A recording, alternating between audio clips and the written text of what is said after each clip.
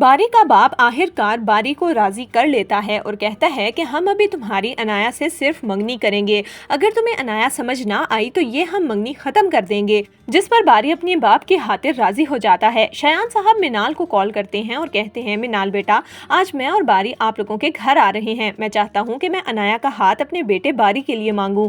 ये सुनकर मिनाल हैरान होती है और कहती है, डैड आप ये कैसे कर सकते हैं? मैंने आपको पहले भी कहा था कि आप बारी पर किसी किस्म का जोर मत डालिएगा और आप वही कर रहे हैं। अनाया और बारी कभी भी एक साथ खुश नहीं रह पाएंगे। उन दोनों की मेंटेलिटी में बहुत ज्यादा फर्क है। आप ये क्या करने जा रहे हैं? आप बारी के साथ जबरदस्ती क्यों कर रहे हैं?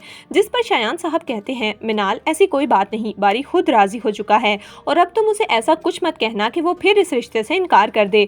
मैं और बारी आ रहे हैं, मैंने सिर्फ तुम्हें यही बताना था। मिनाल जैसे ही फोन बंद करती है तो उसे इस बात का अंदाजा नहीं था कि अनाया पीछे ही खड़ी सारी बातें सुन रही है। अनाया मिनाल को कहती है, भाभी आज बारी आ रहा है, मैंने सोचा आपको बता दूं, अभी डैड को चाचू की कॉल आई थी। ये सुनकर मिनाल कहती है, हाँ अनाया, मुझे भी डैड ने बताया है कि वो आ रहे हैं। मिनाल खामोशी से अनाया के पास से चली जाती है। अनाया को बहुत गुस्सा आता है कि मिनाल ही नहीं चाहती कि वो और बारी एक हो।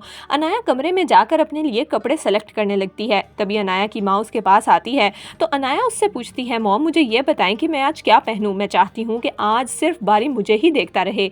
ये सुनकर अनाया की माँ कहती है कि इन कपड़ों को छोड़ो, तुम अपने बिहेवियर पर फोकस करो। बारी इन चीजों से इम्प्रेस नहीं होता, वो तुम्हें देखेगा तुम बदली हो या नहीं। ये सुनकर अनाया कहती है, मॉम आप चाहती क्या हैं? अनाया की माँ कहती है, बेटा मैं चाहती हूँ कि तुम भाई साहब और मिनाल के साथ ज्यादा से ज्यादा वक्त गुजारो। ये लोग ही तुम्हारी बारी से शादी करवा सकेंगे, वरना अगर बारी ने इनकार कर दिया तो फिर हम सब कुछ नहीं कर पाएंगे। अगर मिनाल जोर डालेगी तो बारी शादी कर लेगा। जिस पर अनाया कहती है, मॉम मुझसे ये चोंचले नहीं होते, मैं मिनाल और चाचू को एंटरटेन नहीं कर सकती, मुझसे ये सब कुछ नहीं होता। अनाया बिल्कुल परीशे की तरह शलवार कमीज पहनकर तैयार हो जाती है। उसे यही लगता है कि अब बारी उससे इम्प्रेस हो जाएगा और शादी के लिए हाँ कर देगा।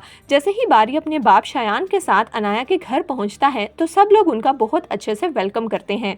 खाने की टेबल पर भी बार बार अनाया बारी की तरफ देख रही थी, लेकिन बारी मुसलसल उसे इग्नोर कर रहा था क्योंकि बारी बिल्कुल भी उससे शादी नहीं करना चाहता।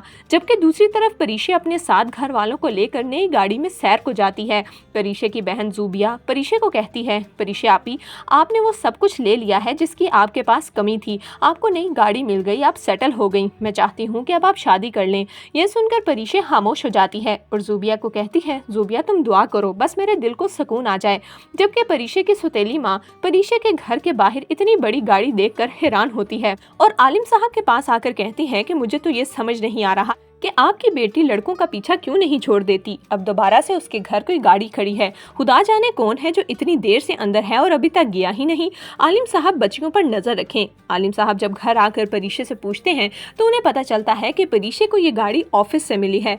आलिम साहब बहुत फख्र महसूस करते हैं और घर आकर रोमैसा को कहते हैं कि वो गाड़ी मेरी बेटी को ऑफिस से मिली है, ये उसकी मेहनत का नतीजा है। जिस पर रोमैसा गुस्से से कहती है कि क्या हो गया, अगर आपकी बेटी ने गाड़ी ले ली तो आप तो अपनी बेटियों के दीवाने नहीं हो गए। जिस पर आलिम साहब कहते हैं कि अगर ऐसी बात है तो अपने बेटों को बोलो कि वो भी ऐसी गाड़ी लाकर दरवाजे पर खड़ी करें। तो दोस्तों आपके ख्याल में क्या बारी वाकई ही अनाया से मंगनी कर लेगा? आपकी इस बारे में क्या राय है? हमें कमेंट्स में जरूर दीजिएगा।